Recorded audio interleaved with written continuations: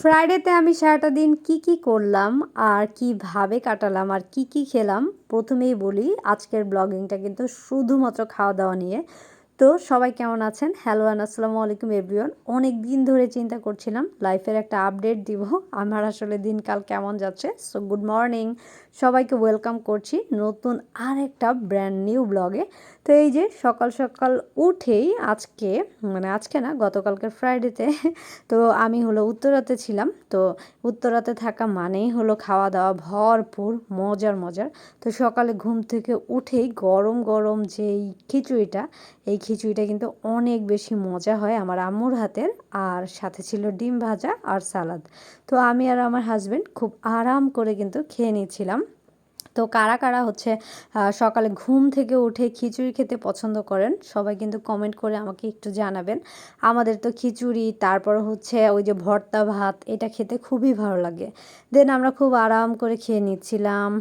কারণ হচ্ছে ঘুম থেকে উঠেই রেডিমেড খাবার পেতে কার না ভালো লাগে বলেন তো।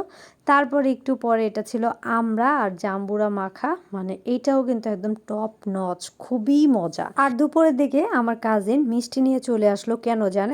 আমরা একদম পুরা ফ্যামিলির মধ্যে ফর দ্য ফার্স্ট টাইম ফুপি হলাম, মানে নট অনলি আমি, আমাদের বাড়ির যতগুলা মেয়ে আছে সবাই হচ্ছে ফার্স্ট টাইমের মতো ফুপি হলাম। সেই খুশিতে সেই মিষ্টি হচ্ছে রিসিভ করলাম। আর বাবুটার জন্য অনেক বেশি দোয়া, আর আমার যারা ফ্যান ফলোয়ার আছে সবাই কিন্তু একবার করে হলেও মাশাল্লাহ বলবেন আর দোয়া করবেন বাবুটার জন্য। এই তো তারপরে খাবারের আয়োজন ছিল আমার মার হাতের সবগুলা খাবার হচ্ছে খুবই মজা। এটা ছিল খাসির ভুনা, তারপরে ইলিশ মাছ ছাড়া কিন্তু হবেই না। আর এই রোস্টটা কিন্তু সেই মজা ছিল। তো খুব আরাম করে আমি তো প্রত্যেকটা জিনিস যেন আমার মেমোরিতে থাকে, এই জন্য হলো ভিডিওসগুলো করে রাখি, ইন ফিউচারে যেন আমি আরও বেশি করে দেখতে পারি এগুলা। তো আরাম করে সবাই খাচ্ছিলাম আর এই মোমেন্টগুলো ক্যাপচার করে রাখছিলাম। আমার কাছে মনে হয় যে এই মোমেন্টগুলো বারবার লাইফে নাও আসতে পারে, কে থাকবে কে থাকবে না, কোন সময় থাকবে, বা সবাইকে একসাথে সবসময় পাওয়াও হয় না। এই জন্য হচ্ছে সব কিছু ক্যাপচার করে রাখা। আর খাওয়ার পর যদি মিষ্টি আর দই না হয় তাহলে কি হলো? দইটা এত বেশি মজা ছিল, আমার অনেক বেশি মজা লেগেছে, মনে হচ্ছিল কি একদম গ্রামে যেই দইটা খাই না সেরকম আর কি। তো খুবই মজা।